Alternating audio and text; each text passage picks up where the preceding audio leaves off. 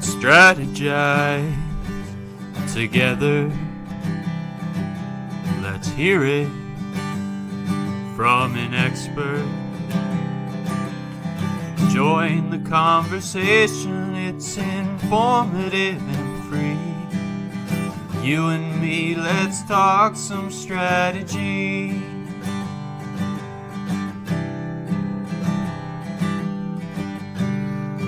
Now here's your host, Dorien Morin-van.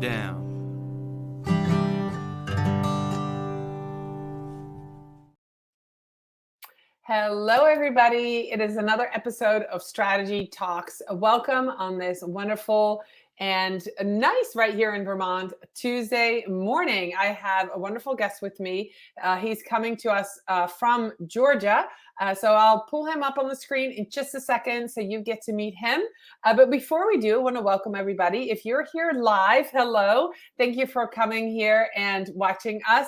And let us know in the comment where you're joining us from. We would love to know. If you're watching this on the replay later, make sure to put #replay in the comments. So both my guest and I know that you were in the replay.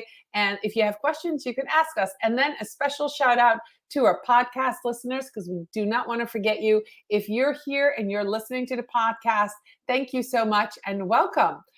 Before I go on and introduce my guests, I want to do a shout out to our sponsor, Social Insider. They are the intuitive dashboard for social media analytics, reporting, and competitors analysis for brands and agencies. If you need data, you need Social Insider. So without much further ado, I'm going to welcome Adam Tsang to the studio. Hello. Glad to be here. Thank you so much for inviting me onto the show. Yeah, absolutely. Adam, you and I met about 2 months ago, right? That's right. Our mutual friend, Hank, introduced us. We were on a live together. And I absolutely love your story of being almost a serial entrepreneur, having all these different businesses. And we're going to talk about content-driven sales. But before we do, I just want to make sure that everybody knows who you are. So let me pull up your bio. Adam is a highly motivated individual that loves business and developing teams to help individuals grow. Born in Statesboro, Georgia, college took him to California, and after that period of time, he bounced around in various different companies and industries.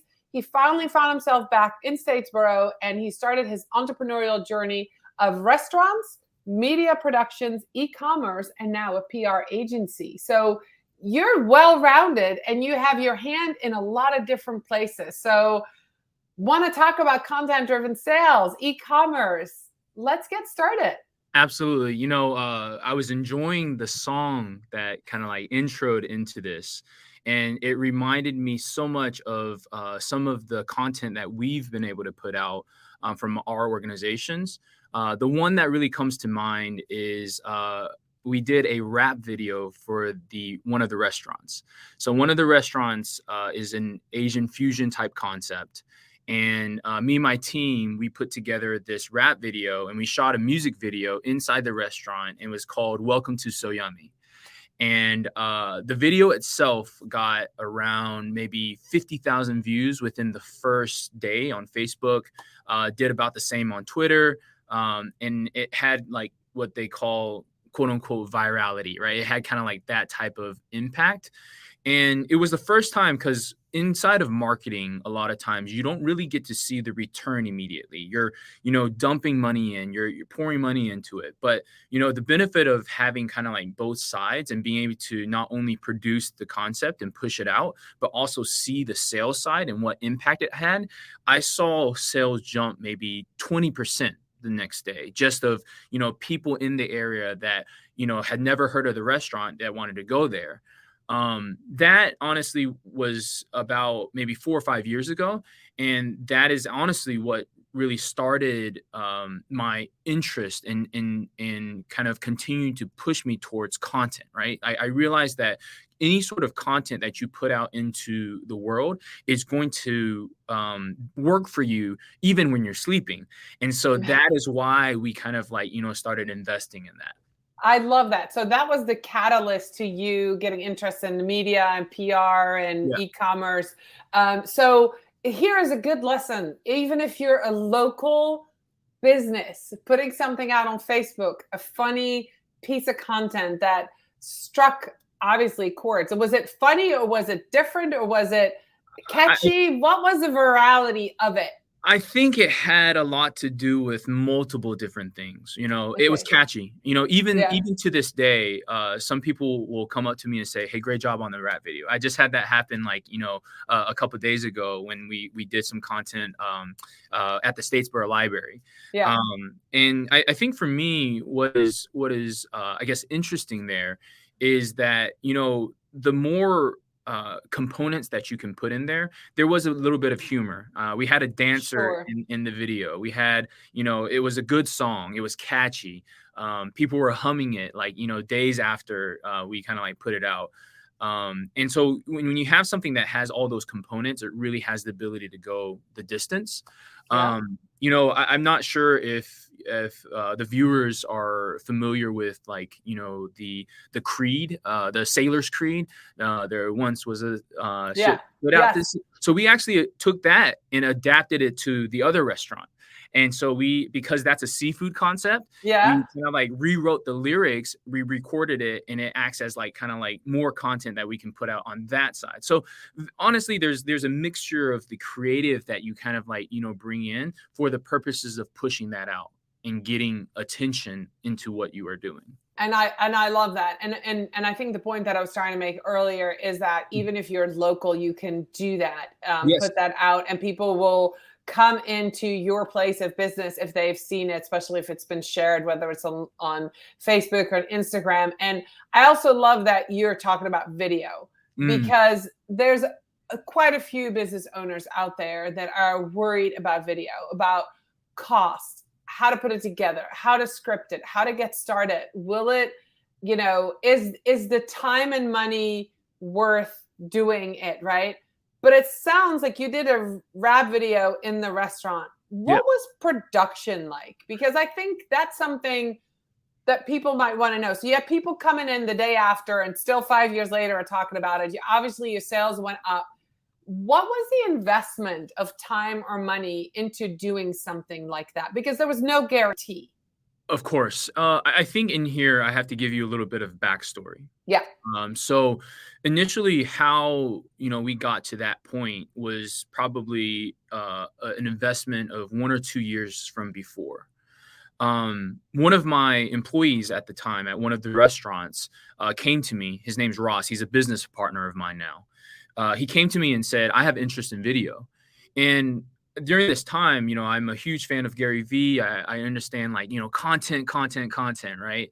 I Yeah. understood that piece. And I said to him, well, I know for a fact that this is something that is important for this day and age. So let's kind of like start putting together, product, like, content and sending it out. The question came to what? Okay. Ah, It was like, okay, well, what should we do? Well, at that time, and I don't know if it's still popular, but Food Insider was like this huge brand on Facebook that was pushing out content in a very structured format.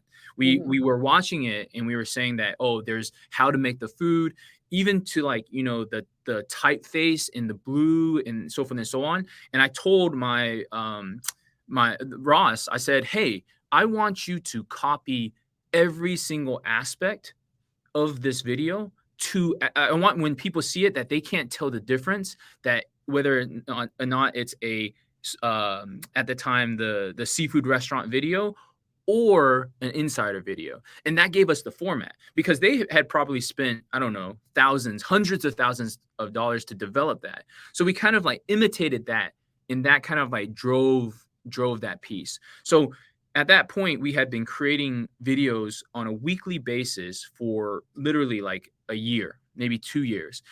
And then I opened up the new restaurant. And then he started coming over on this side and kind of like started doing advertisement.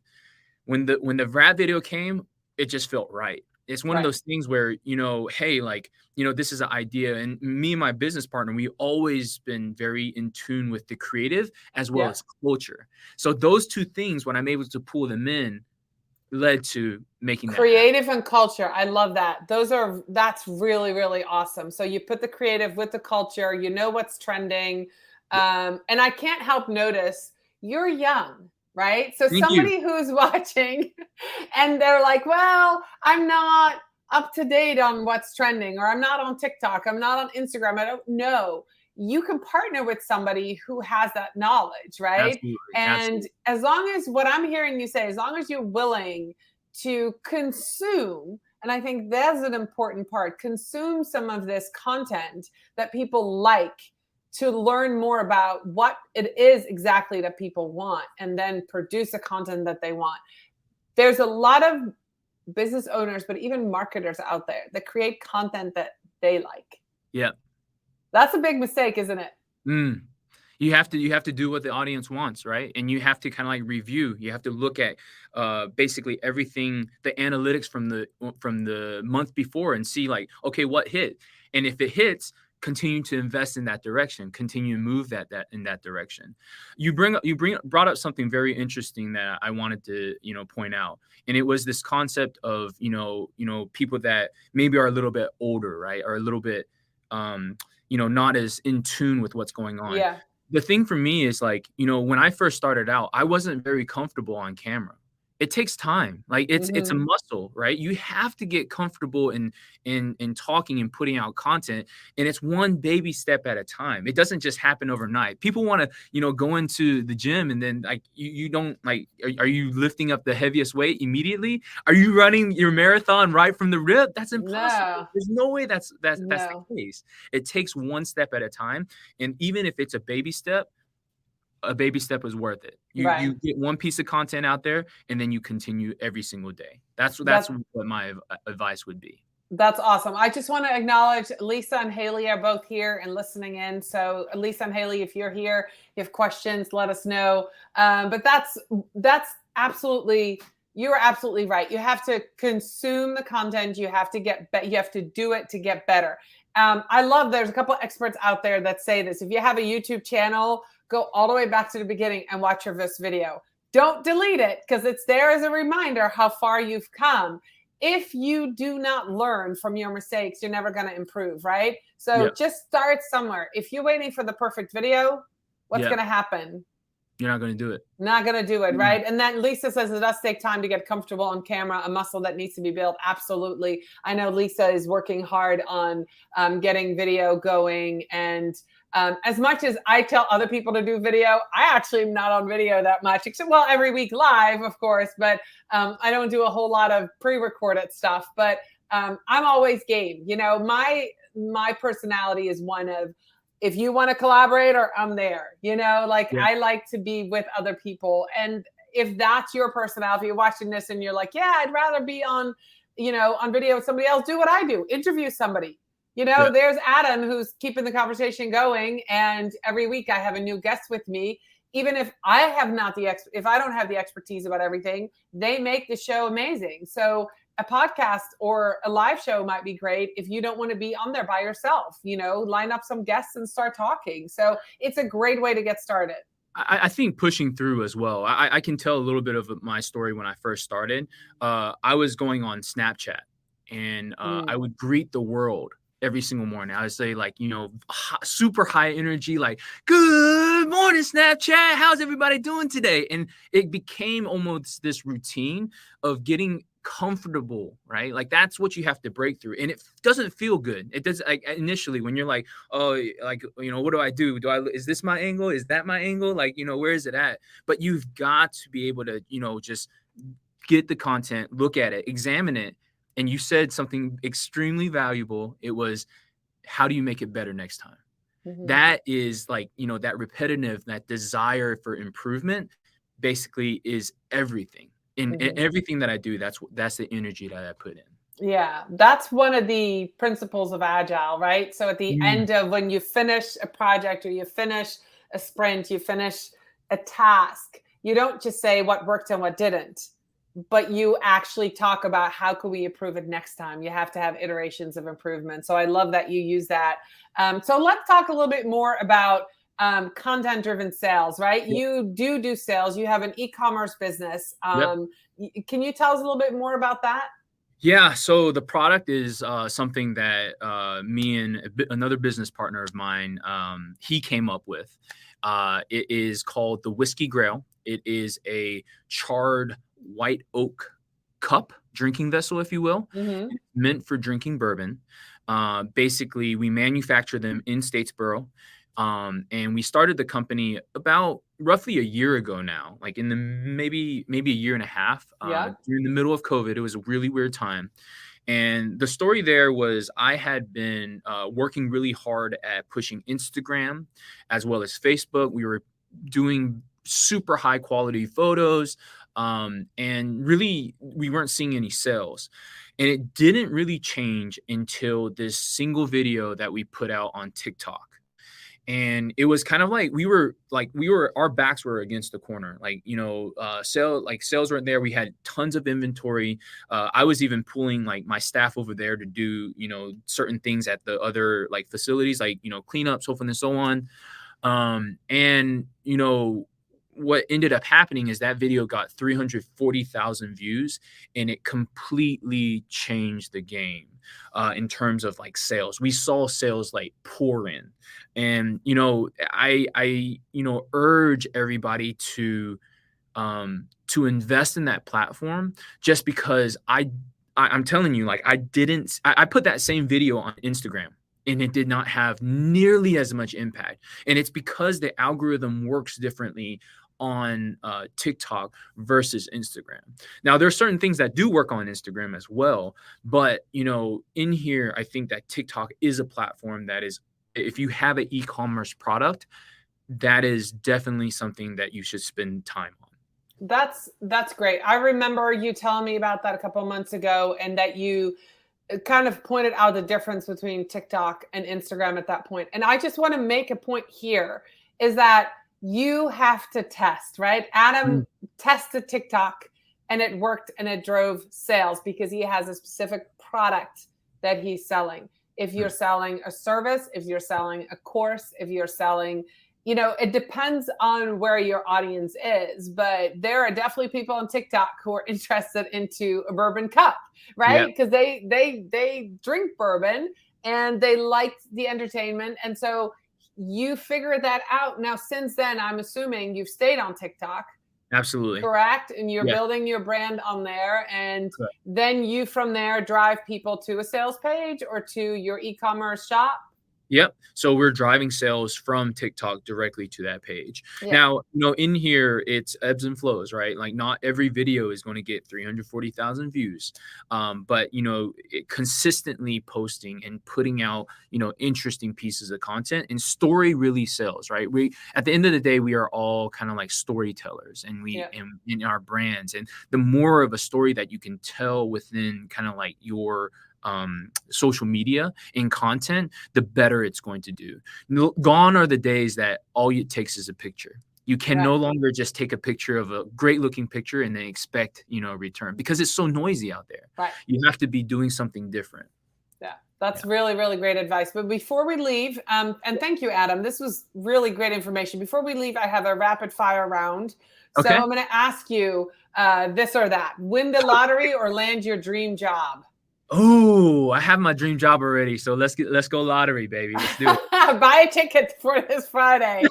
Okay, I got it. Leader or follower? Leader. Startup or established business? I figured this would be a good one for you because you've done both, right? Startup, yeah. Startup All right. Life. Awesome. So Adam, I just realized while we were talking that I didn't have our names, but I love your handle. Adam Tsang. Right? You know what I'm saying. When I know what I'm saying. Yeah. So I love that. So you have a podcast. I saw that you restarted or started a podcast. That's right. Where can people connect with you? Where can they find you? Because you are doing things that I know I have people in my audience that need to connect with you. How can people find you, and where can people find you? Absolutely. So on Instagram, Adam Tsang. There's the Adam Tsang podcast that's on YouTube, all the streaming platforms. Spotify, as well as Apple Podcasts. I have my website, adamtsang.com. Feel free to call me. I'm going to throw my number out there, 912-481-1085. I love connecting with entrepreneurs. I'm super passionate about business. This is something that is like a true passion of mine, and I can talk about this stuff all day. Always willing to help. Feel free to reach out to me. Would love to connect. I love that. And I love that you are doing all these different aspects. You have that e-commerce, and you have the restaurants, and you have the PR. So you're creating that content because it gives you that all around look, and you can see something that works here and try it there. Fascinating, Adam. Thank you so much for being on Strategy Talks today. And for those of you who are with us asking questions, Haley, Lisa, thank you so much for being here live, and all those of you who are either listening to this as a podcast or watching the replay. Thank you so much. We appreciate you. And then just make sure to connect with Adam, because he's got lots of great tips and ideas. And I think if there's any takeaway from this, Adam, what I'm going to take away is you've got to test. You got to test things and just create video. Even though we know that you have to make video, you're doing video and you're getting results. So go check out Adam also on TikTok. If you're on TikTok, guys, go check out to see what his brand's doing there. And I'll be back next week with another episode of Strategy Talks. I appreciate all of you being here. Bye, everybody. Take care, everyone. Thank you.